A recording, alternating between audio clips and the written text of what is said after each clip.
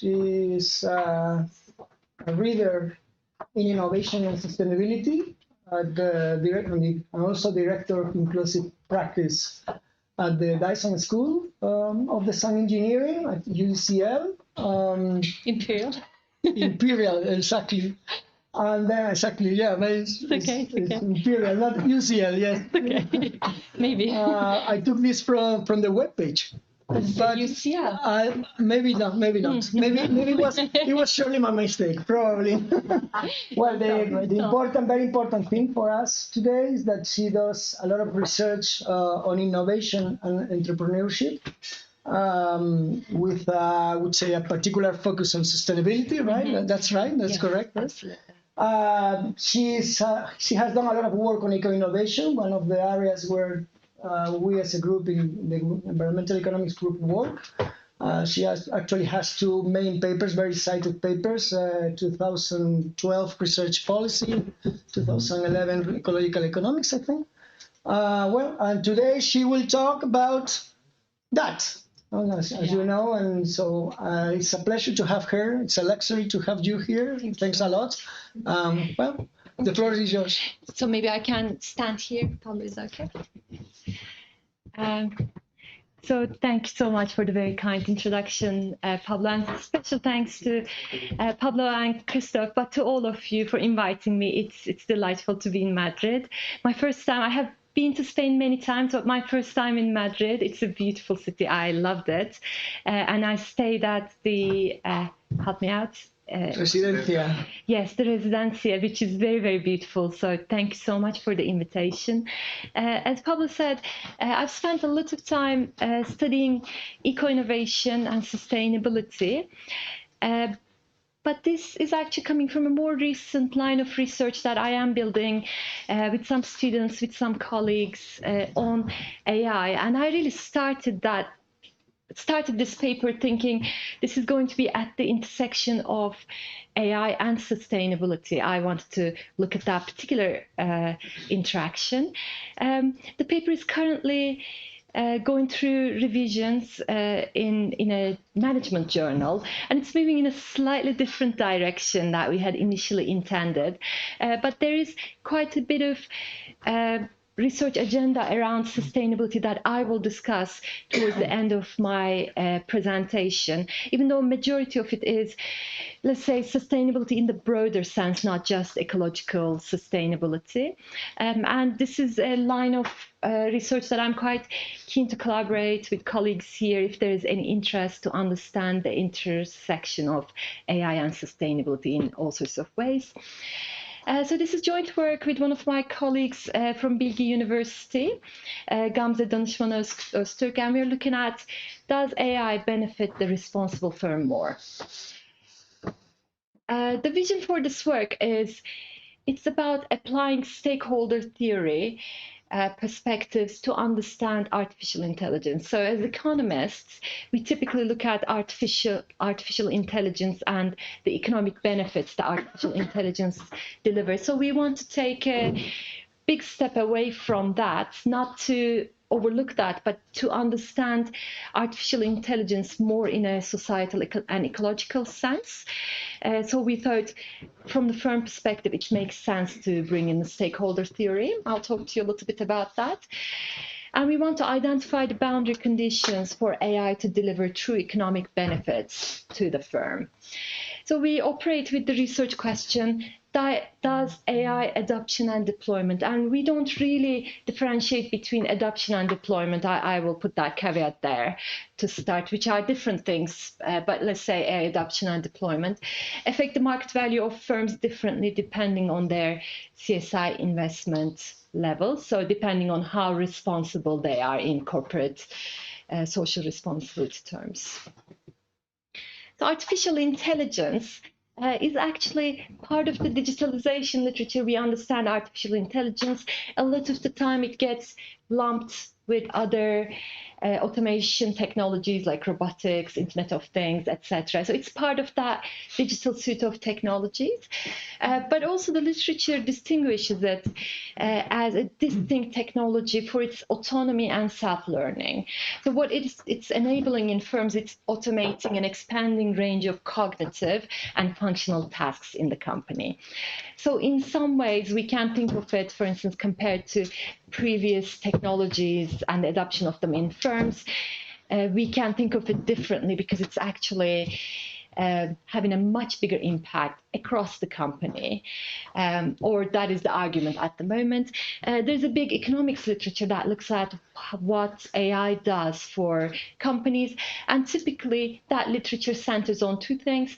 The first one is the efficiency gains, and I'll come to that literature in a second. The second one is the increased innovation, so we'll look into that.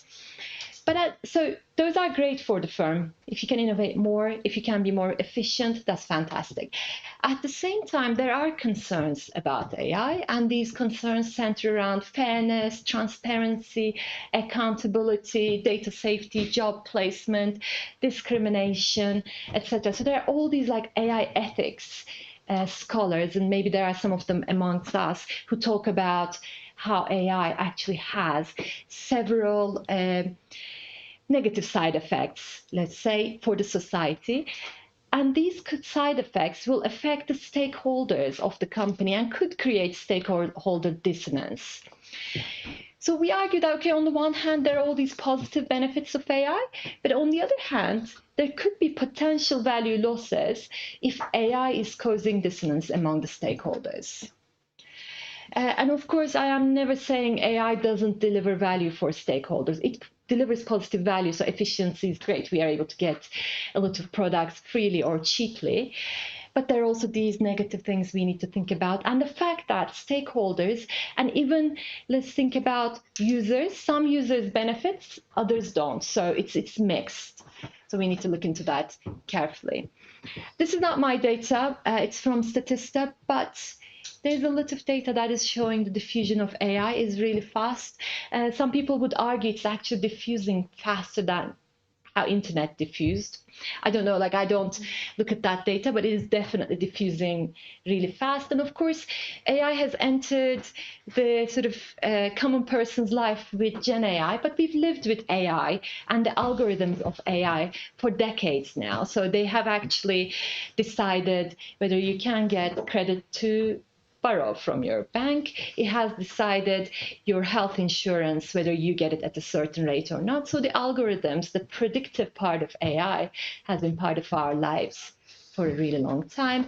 But now the Gen AI is really, really boosting that diffusion and normalizing it, right? So previously, I think most of us didn't really think that much about AI, or it was like in more the expert domain. So now all of us need to really understand it. This one is again about diffusion, but showing the sort of technology budget spent on Gen AI by companies. You can see it's really like high-tech sectors, but also service sectors are greatly spending. So I don't know how the situation is here, but for instance, in my university, there is big spend on AI for education. So it's definitely penetrating into education space.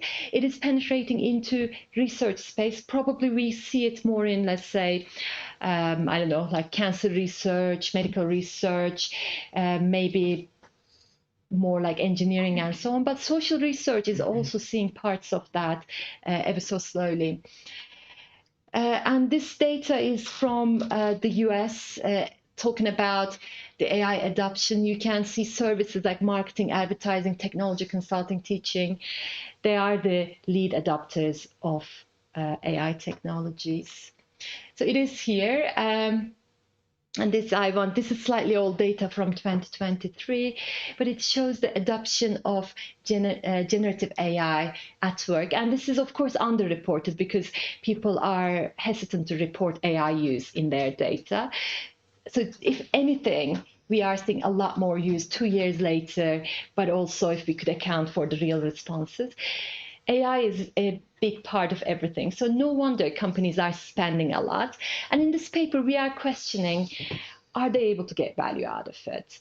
We are not differentiating between predictive or generative AI. So we are looking at AI under a big umbrella, but I acknowledge they are different things. And of course, the returns to that will be different. Returns to Gen AI will be different than returns to investments in predictive AI. So that's something we want to do with colleagues in the future to see how different that is.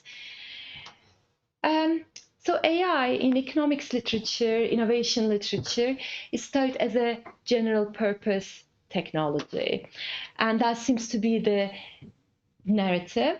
Of course, there are a lot of people who write on it, but probably Acemoglu's work is shaping the agenda on that, as AI being a general purpose technology that can boost productivity. So if you look at the AI and innovation literature, most of it will be about productivity part and how its predictive and automation capabilities are able to boost the productivity of companies. Also, there's very interesting work by Czarnecki and colleagues, and they think about AI as intangible capital that boosts knowledge production function. So directly playing into innovation. So if you think about the sort of automation and prediction, that's indirectly playing into innovation, but this one is directly playing into the R&D processes of the company. And several others talk about how AI is actually shaping and reshaping how companies do R&D and making it more productive. And of course, like just seeing my colleagues at work, I can see this is true because they rely, science relies on trial and error a lot. But if we can actually cut down the errors in that trial process by a little bit, that really boosts the productivity of R&D processes. And that is happening, for instance, in screening for medications, happening a lot. AI is very helpful. So by the way, if there are any questions, any comments, don't wait till the end, just interrupt me. That is no problem. So what can AI do for firm performance? This is quite essential because we are looking at how AI affects market value, so a crucial element of performance. So the literature, as I said, most of it is about productivity, and it says it reduces net operating costs, quite natural from productivity elements, and it increases innovation rates. So there is less work on the impact of AI on the innovation rates of the company. I think there are some more recent works coming out, but this is a research agenda that I have. I want to understand, for instance, how AI is affecting the innovation outcomes of the company. But more interestingly, maybe for this group, is can we expect AI to affect environmental innovations more or less so compared to non-environmental innovations, for instance, is a question that is on my agenda. So there's quite a bit of literature that looks at, for instance, how AI affects profitability, growth rates, and generally with positive outcomes. Interesting work by Hoken and Van. They look at AI and its impact on the company and say that it's actually leading to a lot more M&A. So M&A rates have picked up for companies that introduce and deploy AI. So that's quite interesting as well.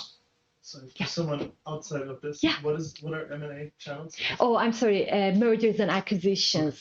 And the reason for that is, I think like a lot of investors, whether corporate or let's say venture capital investors, are looking at AI as the sort of domain to invest in. So we are seeing a lot of acquisitions of AI deploying perhaps young companies by slightly older and maybe perhaps a little bit behind the curve companies. So we have seen, for instance, a lot of of course, the big ones also acquired, like Google, Microsoft, they've acquired a lot of AI companies. So that paper looks at mergers and acquisitions, very interesting piece of work. So could we assume that AI creates sustained economic advantage? So is that a technology that could give companies a competitive edge? So the literature tells us maybe, but it depends on a lot of things, firm size and technological factors. In particular, we see that, for instance, larger firms are more likely to reap the benefits of AI investments because they have all these complementary capabilities and resources that they can make the most of their AI investment. Similarly, there seems to be a threshold. If a company invests heavily in AI, they're more likely to reap the benefits of it financially. Little bit of investment doesn't seem to work well, so that's the next point. Also, a lot of the literature tells us AI takes a while to generate economic returns, and that's no surprise. That's any kind of technology, but particularly an early stage technology, perhaps it just needs to still mature a little bit in the companies.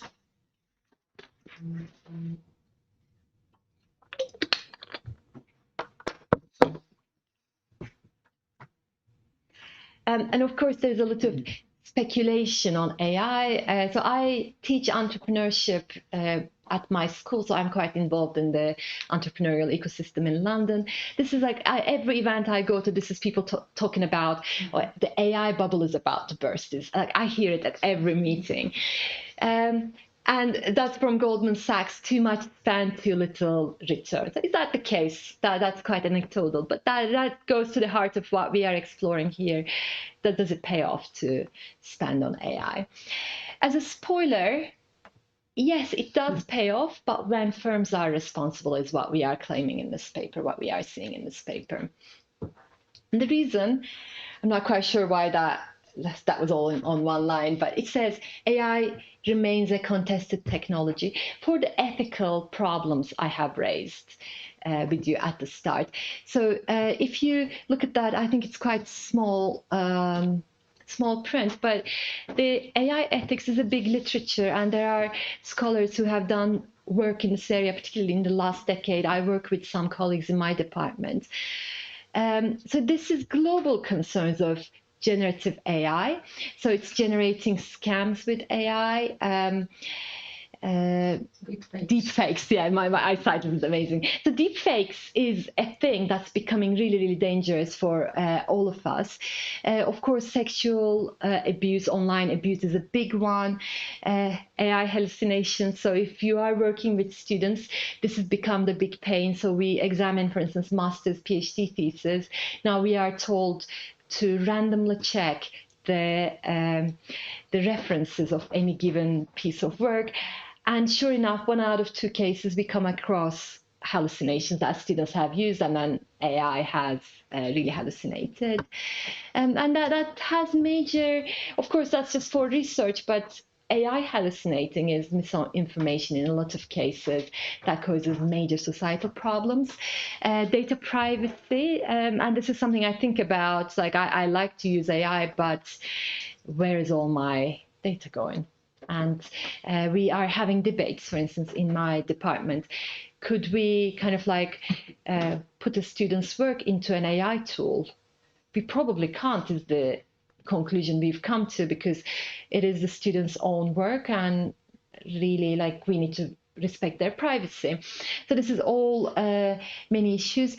Amplifying biases, particularly, of course, Gen AI, but predictive AI, really amplifies all the existing biases we have in our societies and makes them worse and creates like a lot of divides.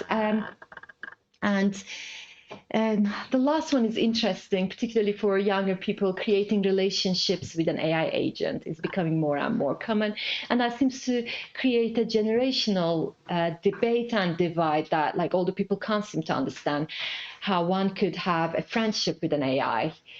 But whereas it's becoming more normal for younger people. So these are some societal concerns. I've been reading up a lot on AI and how it is affecting our society. So this one is from a really nice book called Code Depending: How AI is Changing Our Lives. And it says AI is transforming your livelihood, your body, your identity, your health, your freedom, your safety net, your boss, your rights, your future, and your society. And in the book, each one of these topics are a different chapter. And if you're interested, I would highly recommend. So the author is, I think she's a reporter, and she's done really amazing research in all of these areas.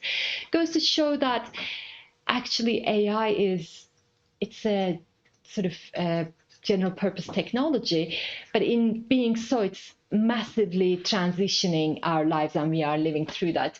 Quite exciting times, but quite scary times at the same time.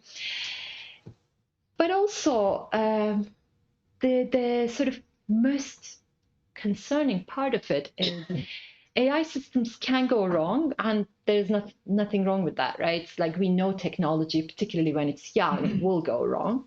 But when it goes wrong, it actually is more likely to harm people of color, women, and other people from minority groups.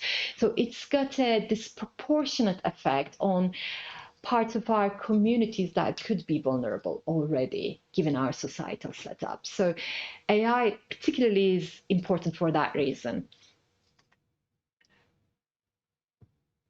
And the literature talks about all of this. They just don't necessarily link that to the company quite directly. And this is what we are trying to do. So there's all this like ethics concern. And then there are these companies that adopt and deploy AI.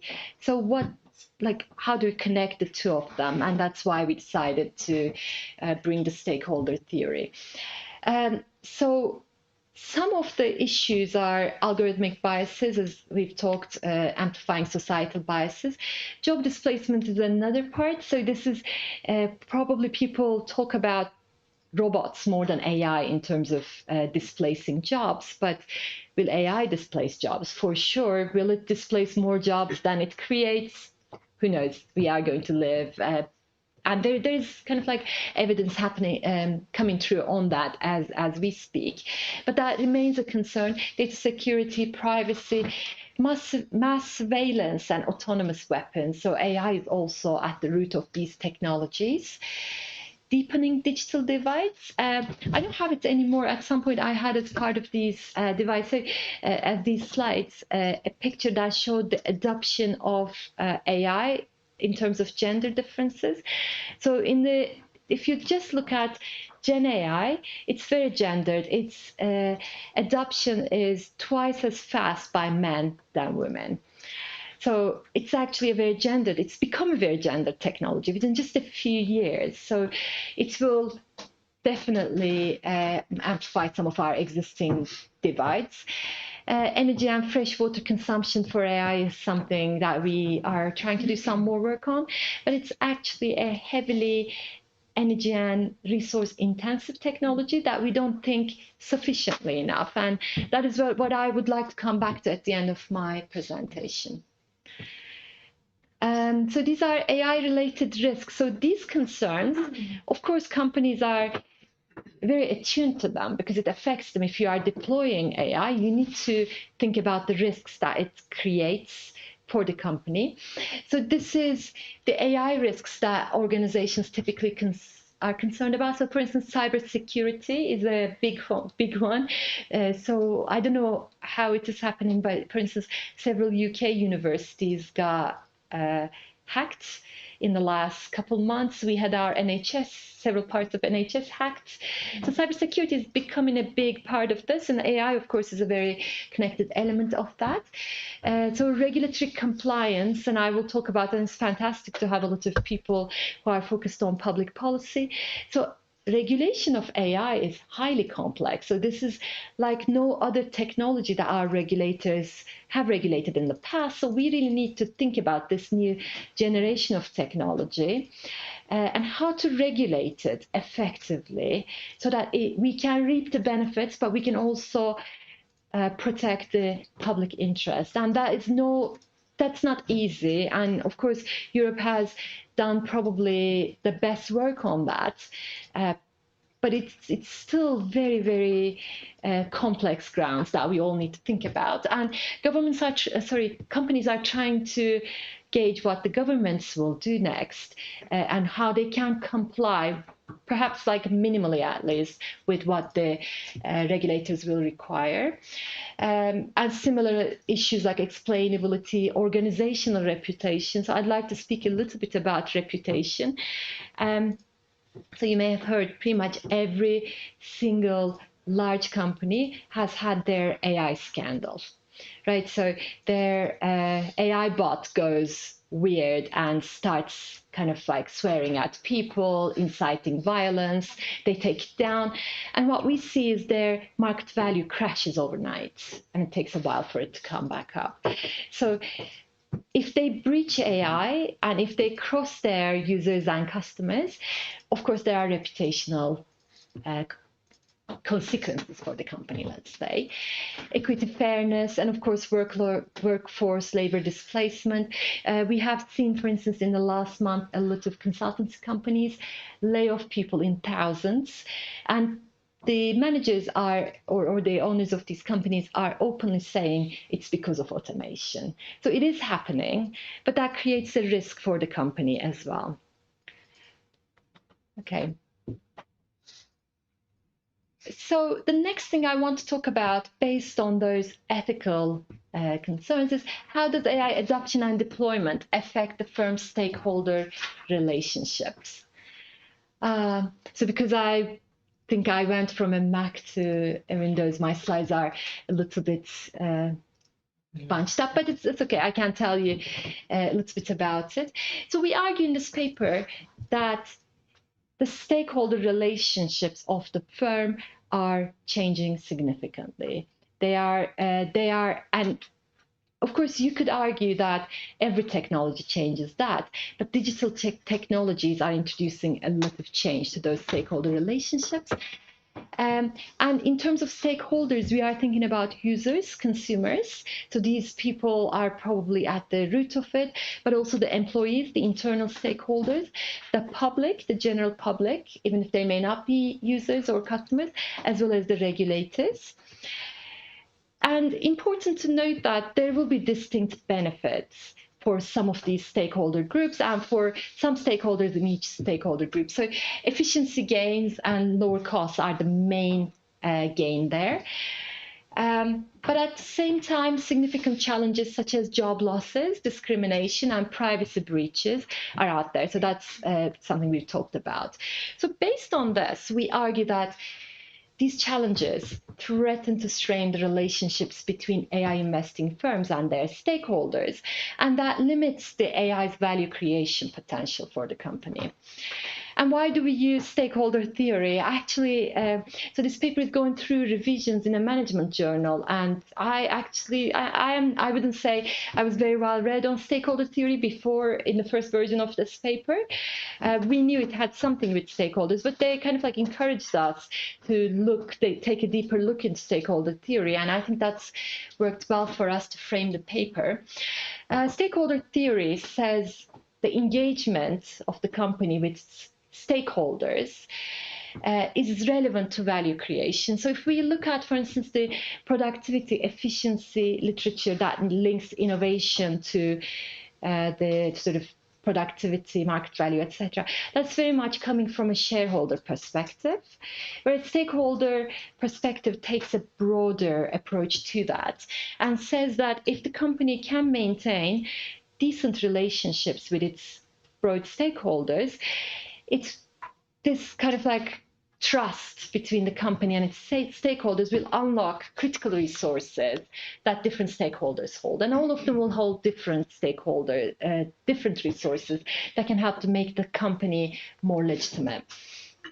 And the basis of that is a contract between the company and its stakeholders. The foundation of the contract is fairness, that this relationship needs to be fair. And if the company can maintain that, there will be trust that emerges from that relationship. Now, if company comes short of that, maintaining that kind of like expected level of fairness, then the stakeholders will protest. They will, sell their shares, stop buying. So they will have negative reaction. If the company can overperform and be higher than, let's say, the expected level of fairness, then that will create more goodwill, that the company gets more reputation out of that. So stakeholder theory integrates moral and ethics with business decisions, in other words, and that's why we think AI needs to be really thought in both ways. So it is a business concept, but it's also a moral and ethical question. And I would like to kind of like hear the perspectives of particularly colleagues who are coming from political science background, because maybe you have similar or different ways of thinking about this matter. And then, of course, any company at any time has a lot of issues to consider. We argue AI at the moment is a salient issue, comes on top of their agenda, especially if they're investing a lot into AI, and it's a fast-moving technology. Sorry. Yes. That's a question related to the stakeholder theory. What happens if, for example, you have employees, and the program related to AI in terms of displaying, and this is one interest, and if we compare with other interests like investors or whatever, what happens in this theory, or how do you solve this tension between these two? So in the paper, we're actually very aware that would be an interesting element. We don't have data to look into that, but the theory talks about salient groups as well. So like the most prominent groups that will have an impact or that will dominate the discussion, as you say. So is it, for instance, who has a bigger voice? Maybe shareholders have a bigger voice than employees in this context, because like in our paper, we are looking at large public companies. So who has a bigger voice? I think that will change from company to company, sector to sector, but also country to country. So what you're asking is very much also about protection of labor, and that's an institutional factor that will vary across countries. So yeah, like I think that's a very good point, that we did talk about this, that we need to really take that into account as well. So I've already said this, but if we can think about how AI is affecting different stakeholder groups, so employees is one, and the big thing that hits them is automation. And there's a big labor literature that looks at how AI is affecting different groups of labor. So how is it affecting, for instance, knowledge-intensive workers versus maybe blue-collar workers, and there are differences. But it's affecting everyone, of course, with differences, and it brings a combination of efficiency gains. So, like, for instance, we were having this discussion about grant applications.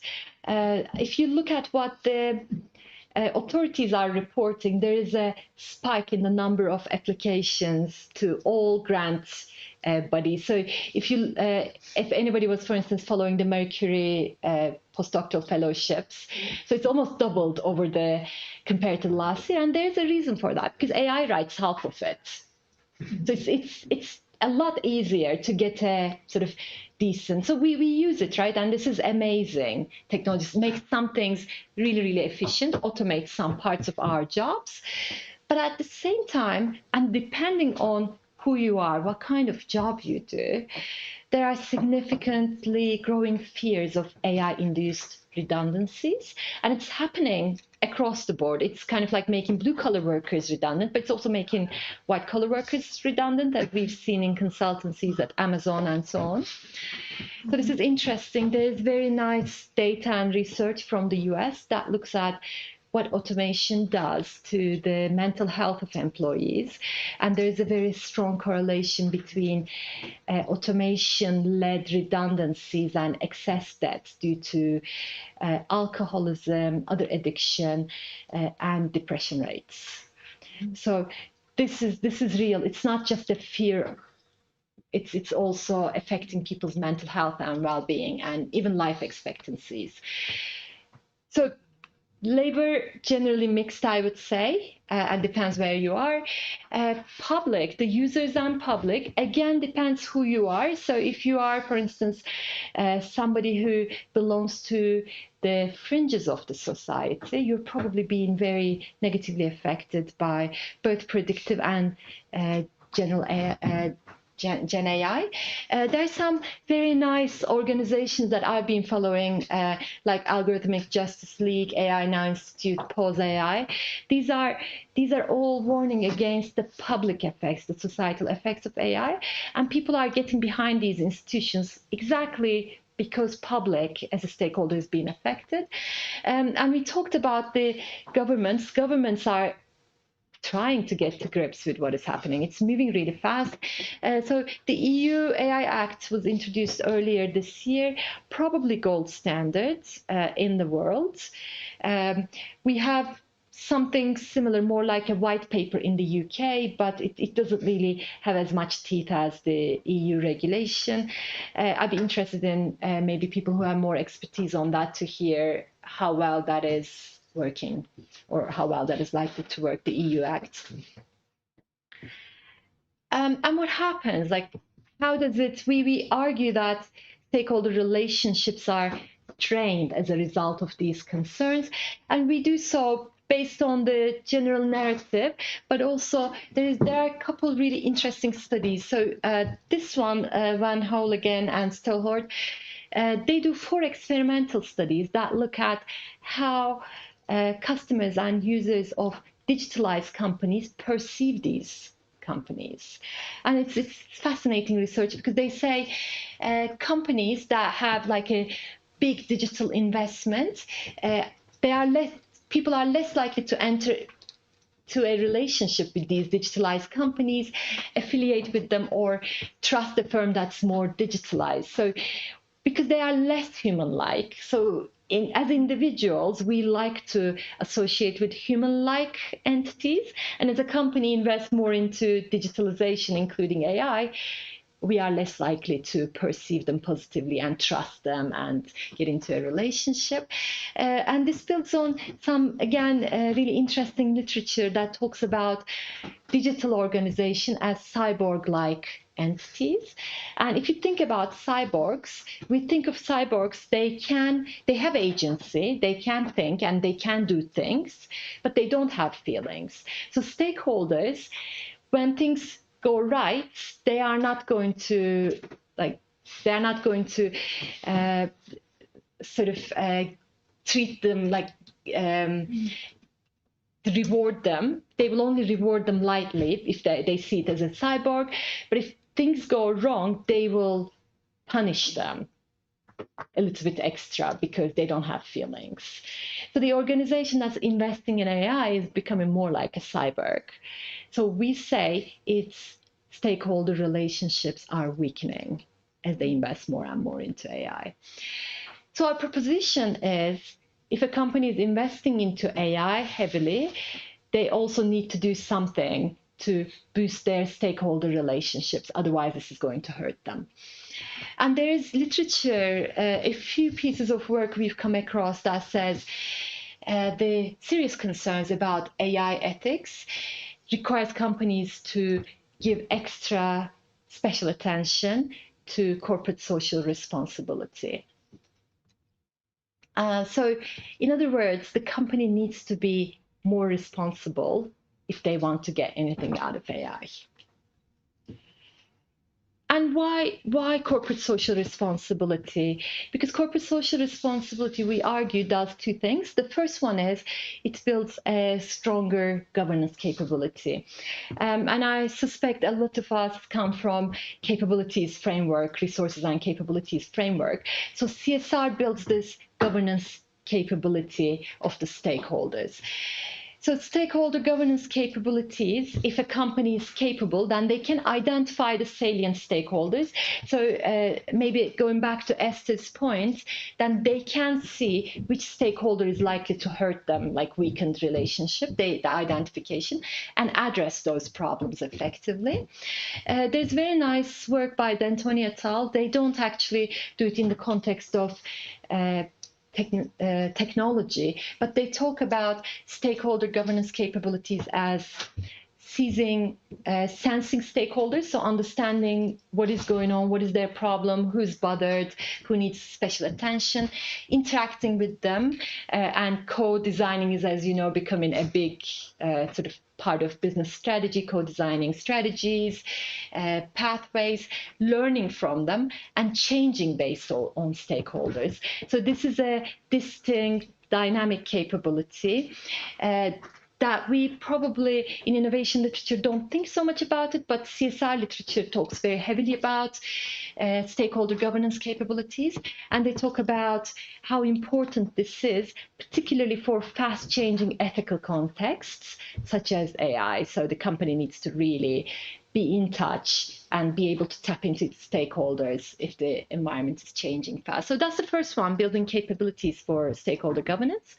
The second one is a company builds its reputation through CSR, and this is important because the firm's reputation is its social capital, and this reputation and social capital, from a pure business sense, is actually an insurance. When things go wrong, then if the company has had good relationships, then they are less affected, and there's plenty of evidence for that. So a lot of scholars are looking at how, for instance, when something like the COVID pandemic hit the markets, they compare, for instance, how heavy CSR companies are affected versus low CSR companies. But it could also be about technology adoption. So there is literature that talks about, for instance, when a company introduces a risky innovation, they are more likely to reap the benefits of it if they have a strong reputation, because things go wrong,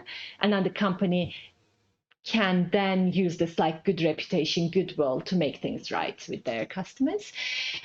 So it is useful for mitigating adverse economic shocks, but also when the markets are in crisis, then the reputation comes quite handy. So we say firms with higher investments into their CSR portfolio create higher market value from their AI investments. That's our main hypothesis. So as part of our revisions, we've been really pushed on the empirical side, and I would welcome any comments as we move on to that. I will show you the findings for this in a second, but also a lot of kind of like sub-analysis we've had to do that shows some of the details and hopefully shed some light into some of the discussions, but maybe gives us some ideas around future research as well.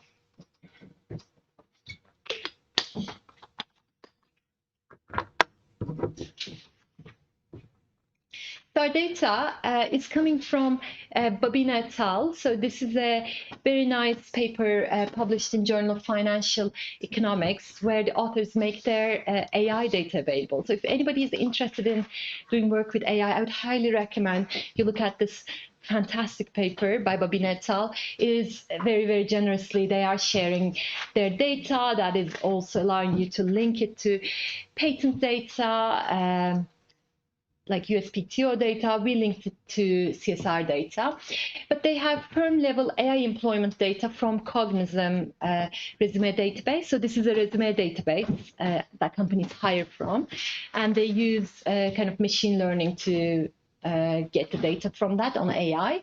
They also have a second data set, Burning Glass Technologies job postings database, that they again kind of like pick jobs that involve AI skills.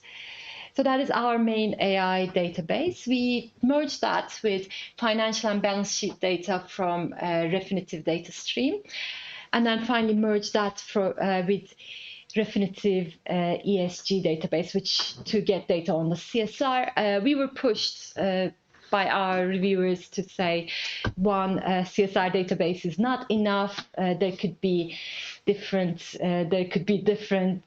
across different databases. So kind of last minute we had to find another database, and that's Sustainalytics, something I've worked with in the past. Very similar ESG database where companies have scores both for a sort of general ESG score, but also for environmental, social, and governance elements.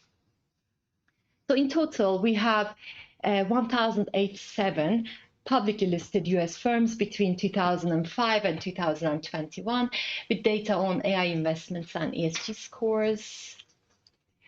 And these are APT on just before before ChatGPT. Exactly. That's where they stop. Yeah. And maybe I can add something to that. So for instance, we've done some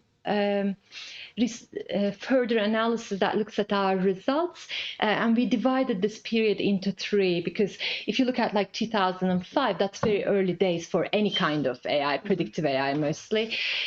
So we talk about like the early phases, the mid phases, as well as the more maturity. So the impact of AI on companies, like on the relationship between on market values increasing towards the end, so it's becoming more and more dominant. So I would expect if we could kind of like look at the last 3 years, that would be even more interesting, but also more positive as well. So this is like the distribution of our firms across sectors. Heavily, you can see manufacturing and services, and then a little bit from retail, mining, etc. And in terms of data matching, so we had AI data, that was the basis, and now we merged that to the financials. Then we merged that to ESG. So if there's anything that's constraining the data, that is the AI, availability of AI data. And I had asked by a colleague a couple of days ago if there are if there are firms that don't invest, so if there are like zero value values for AI, there are companies that have invested nothing within this period. So we include them in the data set.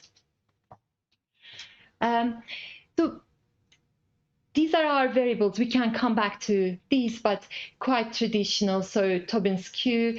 For AI investment, we are using the AI employment data, assuming that that's the main element of AI. Of course, there could be different investment data, and this is what we are looking at the moment. So there could be, for instance, investment that's less reliant on employment going into technology.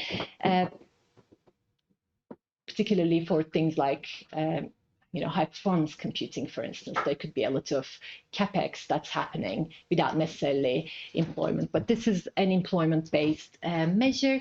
So we have an ESG variable. This is coming from the Refinitiv database and Sustainalytics database, and it's a composite measure that tells us the sort of overall CSR, the corporate social responsibility performance of the company, firm size, sales growth, capital intensity, R&D intensity. The Bobina data set comes with a lot of alternatives to AI employment. So I'm not going to go into it, but there are differences. So they come from different data sets. They are extracted from different data sets. They also have different, some of them are quite narrowly defining AI, others are more broadly and loosely defining AI. So it's nice for doing some robustness checks as alternative measures. We also looked at different ways Tobin's Q was, sorry, I thought there's a question. Tobin's Q was defined in the literature, had a couple alternatives for robustness checks as well. But basically, we are regressing AI on Tobin's Q, and we are then interacting AI and ESG in fixed effects. Then we do instrumental variables to kind of like control for endogeneity, and we do propensity score matching. So these are my baseline estimations. So first of all, AI is not necessarily having a positive impact on the company's market value measured by Tobin's Q. And this is interesting because there's all this hype about AI, but we are not seeing it in the data. I was actually really disheartened to see this. Then we started digging into the literature. What it shows is it's actually, there isn't that much work that looks at the impact of AI on market value. It would be good to get more data on that. There are some event studies that show no effect, or sometimes even negative effect. And when AI has a positive effect, for instance, Bobina show that it actually takes about 4 years for it to generate the effect. So it takes a while as well. So not massive surprise in that way. For us, the interaction of AI and ESG is interesting because in all of our regressions, that is the positive one. So when companies invest into ESG, then AI starts delivering the positive values. We have data on the environmental, social, and governance, and this is interesting, and I'll come back to it. So if the company is heavily investing in the environmental responsibility, that is not helping the company get returns from AI. If they're investing into social, that works. So maybe coming back to your question, Esther, it's like who has a higher voice? Definitely not the environment. But also the governance pillar performs quite well. So if they're investing into governance, that seems to help the company get the... I might have missed it, but you mentioned that this is an instrument variable. So what were the instruments for? Not yet. I'll come to the instrument in a second. So this is just fixed effects. Yeah. Sorry, then I can see it's a positive effect of governance. Yes. Okay, and a positive from social. Yes. Okay. Yes, in interaction with AI. Okay. Yeah.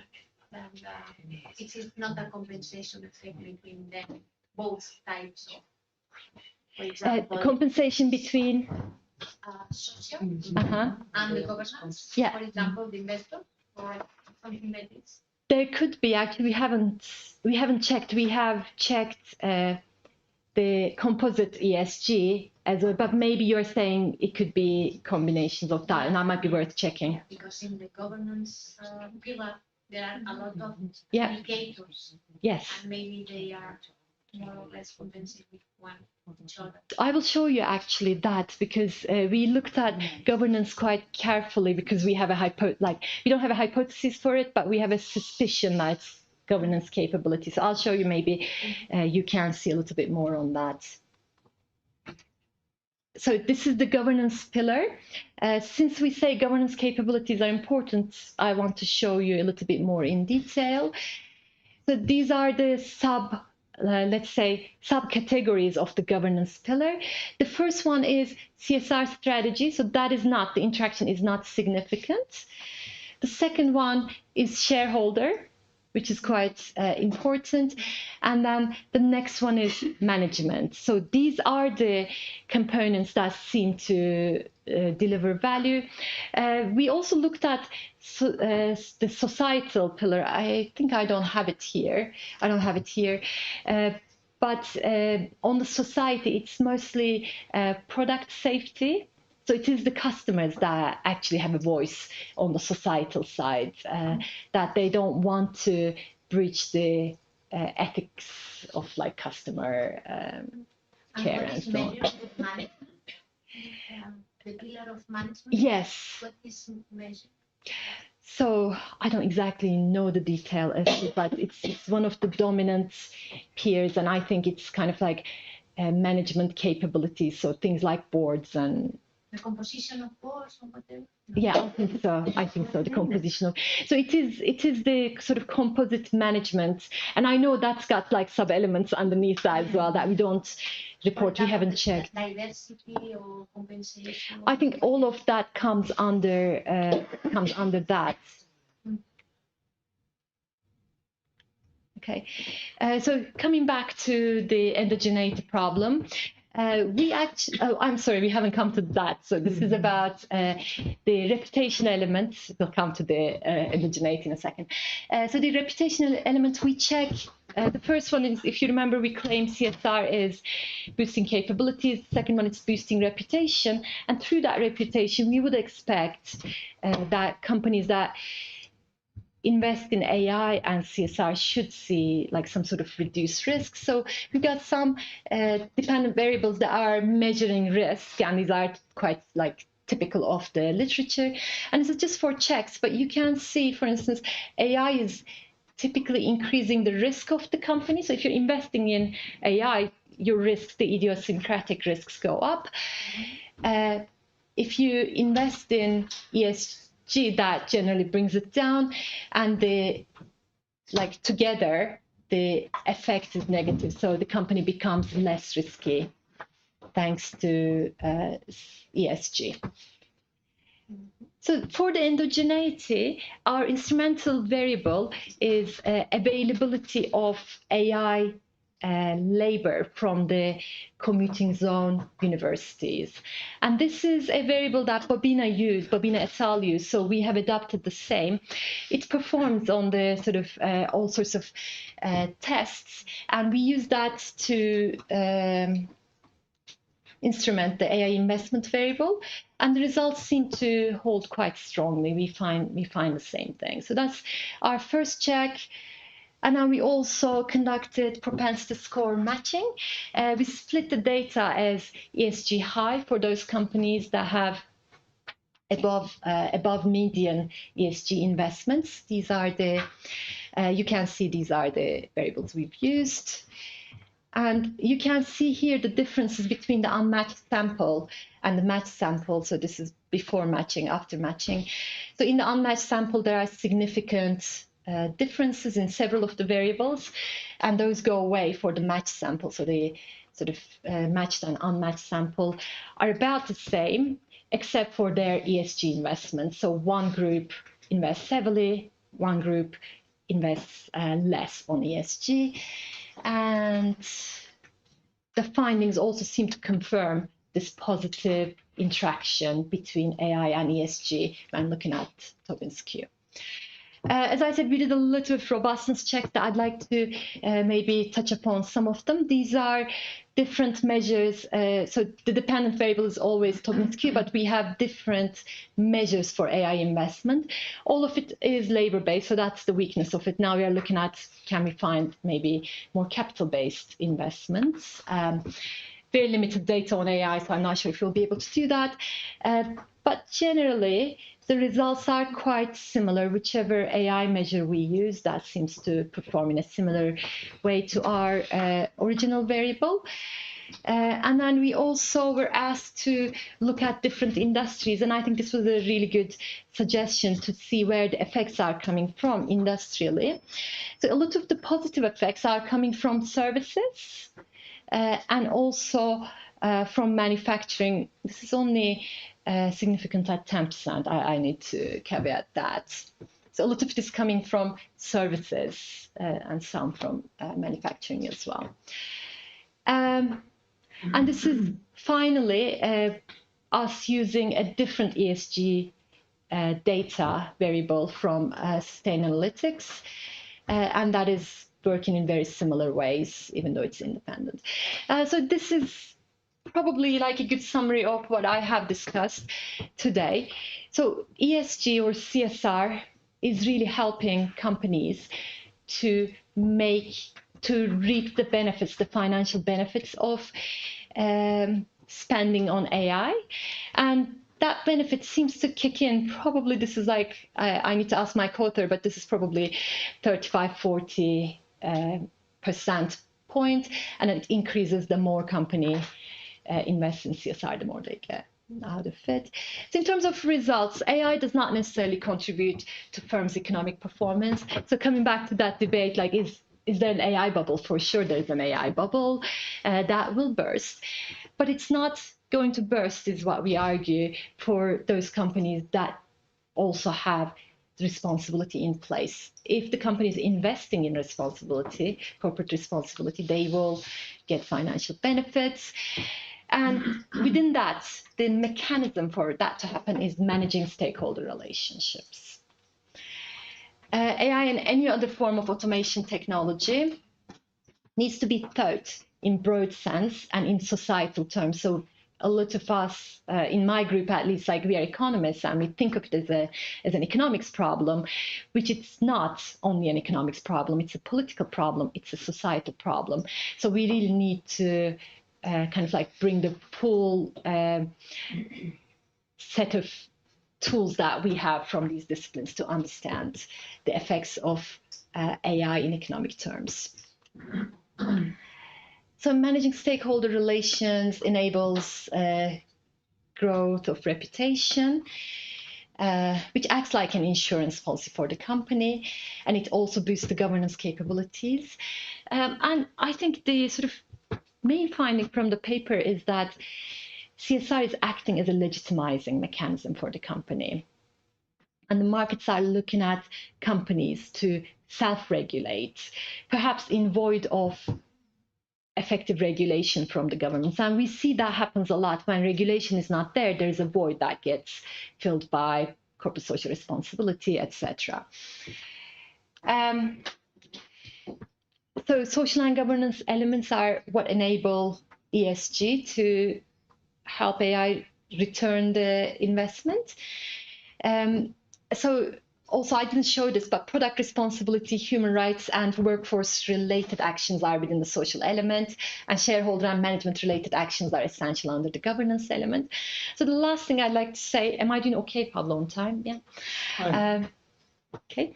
The environmental element of CSR does not matter in legitimizing AI yet. So I want to show you a few things. So this is this paper, Michele et al., is published in the probably top information management journal, and every single ethics paper seems to cite this paper because they do a review of the literature, and then they tell us what are the domains of ethics, AI ethics are. So they talk about all these things: fairness, transparency, accountability.